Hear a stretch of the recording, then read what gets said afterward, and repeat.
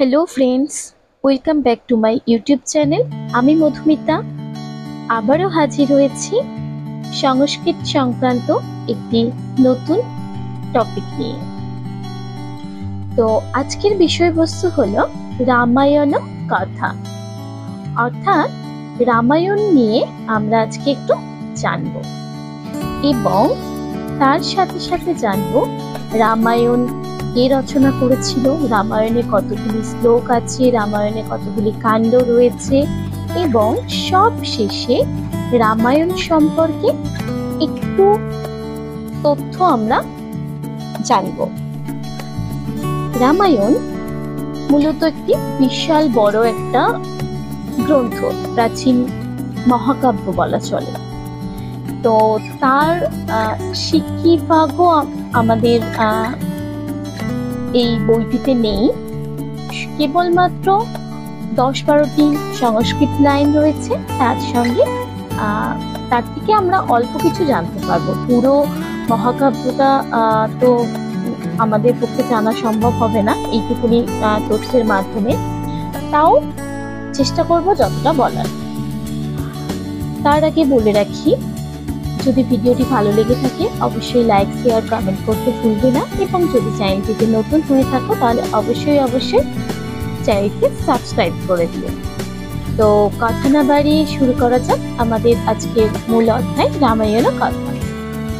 প্রথমে বলি যে প্রাচীন মহাকাব্য দ্বয়ের মধ্যে রামায়ণ হচ্ছে একটি, অর্থাৎ আমাদের প্রাচীন মহাকাব্য দুটি, একটি হচ্ছে রামায়ণ এবং অপরটি হচ্ছে মহাভারত। রামায়ণের রচয়িতা হলেন মহর্ষি বাল্মীকি এবং এই রামায়ণে 7টি কাণ্ড রয়েছে।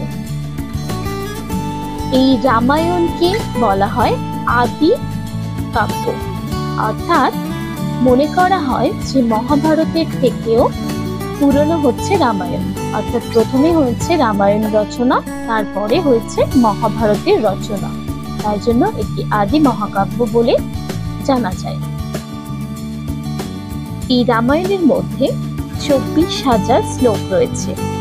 তো আমরা আজকে যে পাঠ্যটা পড়ব এটা মূলত ষষ্ঠ এবং সপ্তম শ্রেণীর ছাত্রছাত্রীদের জাস্ট একটা হালকা ধারণা দেওয়ার জন্য ছোট্ট করে কিছু লাইনের মধ্যে দিয়ে রামায়ণ কথাটাকে তুলে ধরা হয়েছে। তো ছোটরা একটা ছোটদের রামায়ণ বলে বাংলায় একটা গল্পের বই রয়েছে, সেটা পড়ে অনেকেই জানি যে দশরথ নামে একজন রাজা ছিলেন। তার 4 পুত্র ছিল, রাম, লক্ষ্মণ, ভরত, শত্রুঘ্ন। রাম তাদের মধ্যে বড় ছিল। রামের সঙ্গে সীতার বিবাহ হয়েছিল। রাম পিতার আদেশ পালন করার জন্য বনবাসে গিয়েছিল এবং সেখানে গিয়ে সীতাকে রাবণ কর্তৃক সীতা অপহরণ হয়েছিল। হনুমানের সহায়তায় রাম সীতাকে রাক্ষসরাজ রাবণের হাত থেকে রক্ষা করেছিল। এই সমস্ত কথাগুলো আমরা পড়েছি, আমরা জানি, প্রত্যেকেই জানি, বাংলায় এটা আমরা জানি। তো এবার আমরা আজকে যেটা করব সেটা হচ্ছে এই সংস্কৃত লাইনগুলো পড়ব এবং গল্পটাকে আরো একটু নতুন ভাবে জানার চেষ্টা করব।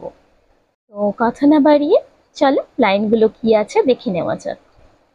আশিত পুরা অযোধ্যায়াং দশরথ নাম নৃপতি। পুরা অর্থাৎ প্রাচীনকালে অযোধ্যায় দশরথ নামে একজন রাজা ছিলেন। নৃপতি মানে হচ্ছে রাজা, আশিত মানে ছিলেন। তস্য জ্যেষ্ঠ পুত্রঃ রামঃ পিতুঃ সত্যপালনায় বনম গচ্ছতি স্ম। তার বড় ছেলে রাম পিতার আদেশ পালনের জন্য বনে গিয়েছিল। যখনই বর্তমানকালের সঙ্গে স্ম কথাটি যোগ থাকবে, অর্থাৎ বর্তমানকালে ধাতুর সঙ্গে যদি স্ম কথাটা যোগ থাকে সেখানে কিন্তু অতীতকাল হয়ে যাবে। तेन सह तस्य अनुज लक्ष्मण पत्नी सीता च अगच्छतम्। তার সঙ্গে তার ছোট ভাই লক্ষণ এবং পত্নী সীতা গিয়েছিলেন। এই দণ্ডকাশ্য অরণ্যে কুটিরে বসতি স্ম। তারা দণ্ডক অরণ্যে কুটিরে বাস করত। দেখো এখানে বস ধাতুর সঙ্গে স্ম যোগ হয়ে এটা কিন্তু অতীতকালের রূপ হয়েছে। তদা একদা রাক্ষসানাং রাজা রাবণঃ ভিক্ষুকস্য বেশেন সীতাম হরতি স্ম। তখন একদিন রাক্ষসদের রাজা রাবণ ভিক্ষুকের বেশে সীতাকে হরণ করেছিলেন। এখানে তদা হচ্ছে একটি অব্যয়। ভিক্ষুকস্য এখানে সপ্তমী বিভক্তি হয়েছে। হরণ করা বলতে এখানে চুরি করাকে বোঝানো হয়েছে। সীতায়া অনুসন্ধানায় রামঃ লক্ষ্মণঃ চ কিষ্কিন্ধাম গতবান। সীতা এটি হচ্ছে লতা শব্দের রূপের মতন রূপ হয়। সীতাকে অনুসন্ধানের জন্য রাম এবং লক্ষণ কিষ্কিন্ধায় গিয়েছিল। তত্র সুগ্রীবেন সহ রাম মৈত্রীম অকরৎ। সেখানে সুগ্রীবের সঙ্গে রামের বন্ধুত্ব হয়েছিল বা বন্ধুত্ব করেছিল। তস্য সুগ্রীবস্য বানর সৈনিকানাং সাহায্যেন তৌভতারৌ রাবণস্য রাজধানীং লঙ্কাম অগচ্ছতম। সেই সুগ্রীবের বানর সৈন্যদের সাহায্যে তারা দুজন ভাই অর্থাৎ রাম এবং লক্ষণ রাবণের রাজধানী লঙ্কাতে গিয়েছিল। তত্র মহতি সমরে রামঃ সবংশং রাবণম হন। অর্থাৎ সেখানে বিশাল যুদ্ধে রাম পুরো বংশসহ রাবণকে নিহত করেছিলেন। পুনঃ সীতয়া সহ অযোধ্যাম প্রত্যাগচ্ছত। পুনরায় সীতার সঙ্গে অযোধ্যায় ফিরে এসেছিলেন। তত্তে পুনঃ প্রজা তথা রাজন্যবর্গৈ সহ তিষ্ঠন্তি স্ম।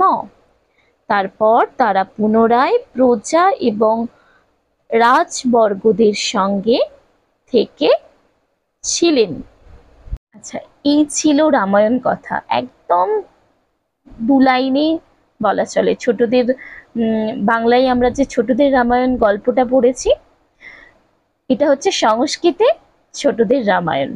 একদম 2 কথায় 8-10 লাইনে তোমাদের রামায়ণ সম্বন্ধে একটা ছোট্ট ধারণা।